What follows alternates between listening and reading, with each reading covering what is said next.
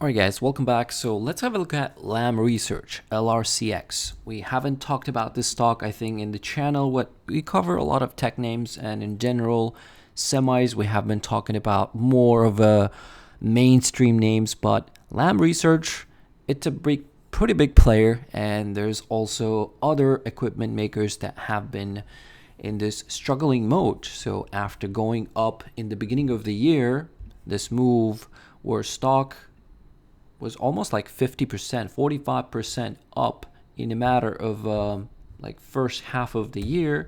And then second half of the year, you can see stock has significantly declined. And at the moment from its highs, this stock is trading almost plus 30, plus 32% down. So this is not alone, but I want to show you one picture before we talk about technicals of the stock and in general, what are the price levels I would be watching for this name. So this is the semiconductor value chain. So if you are seeing this for the first time, I don't remember. Okay, so I think I got it from this guy.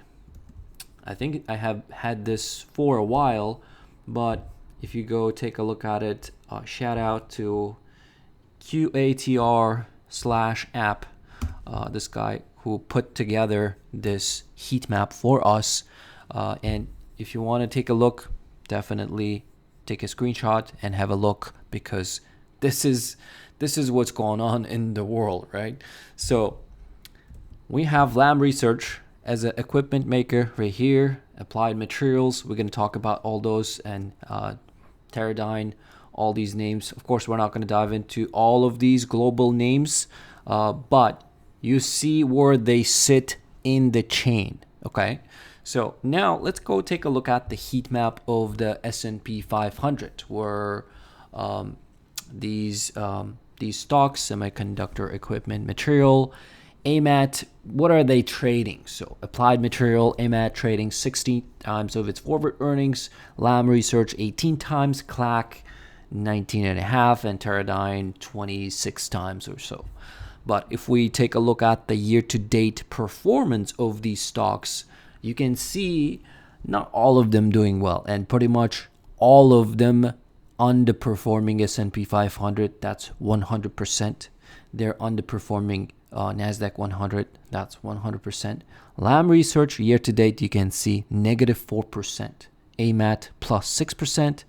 CLAC 10% plus, and Teradyne 4.5%.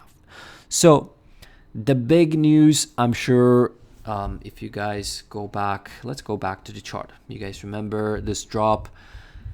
This big drop has come with, again, tensions with China, right? You guys remember them banning the AMD, and they're basically trying to get rid of switch to their own homemade chips, right? And you can see, as United States tightens restrictions on China, Beijing has intensified its push to self-sufficiency in critical industries. Recent directive to phase out foreign chips from key telecom networks by 2027 underscores Beijing's acceleration efforts to reduce reliance on Western technology.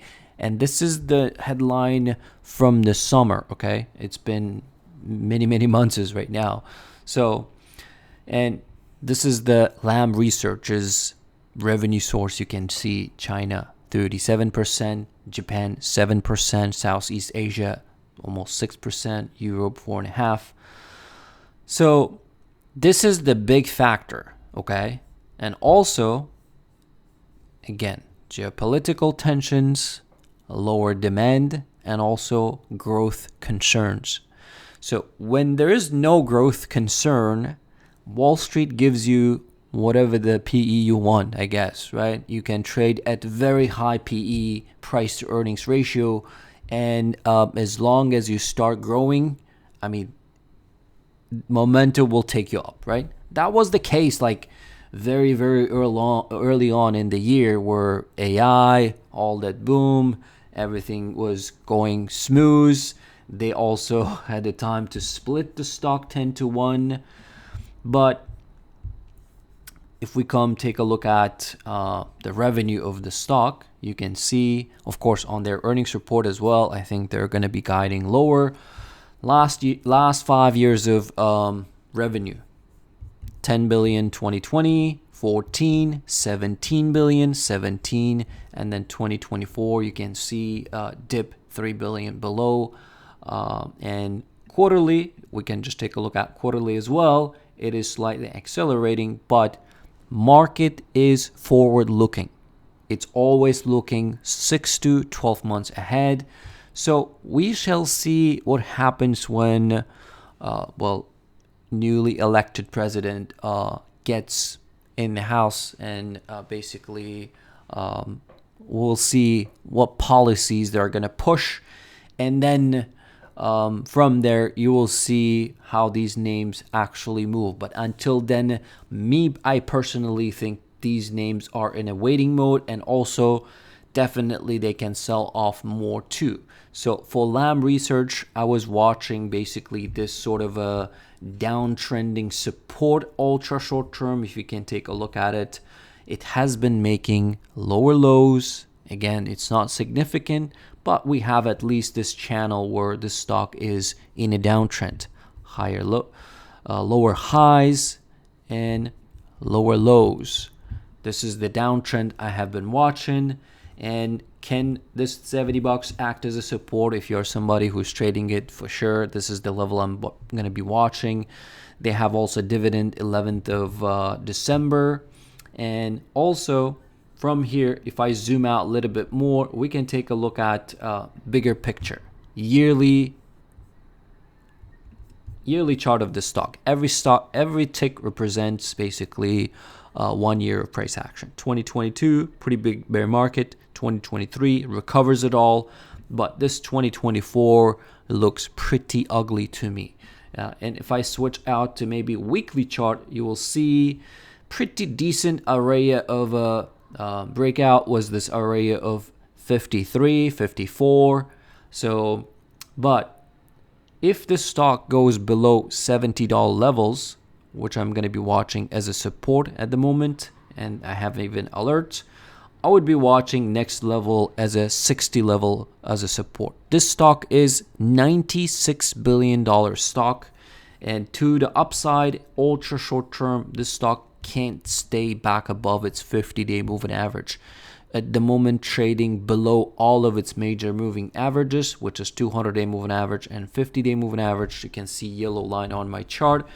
And it's been just hovering around it, and you can see there's just no momentum, and every rally that it's trying to have, it's getting pretty much sold off with a big selling candles. So unless we build above these 200-day moving average, I'm not bullish this stock at the moment. Neutral to bearish, and also waiting mode.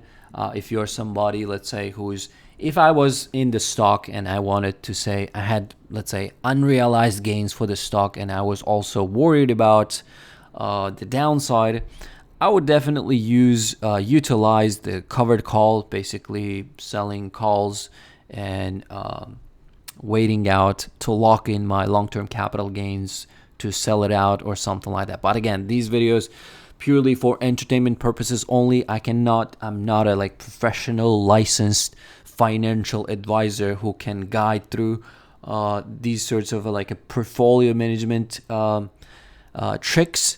But again, I personally by knowing all those facts, again, we're not diving too deep, but macros are those things where it's in a waiting mode.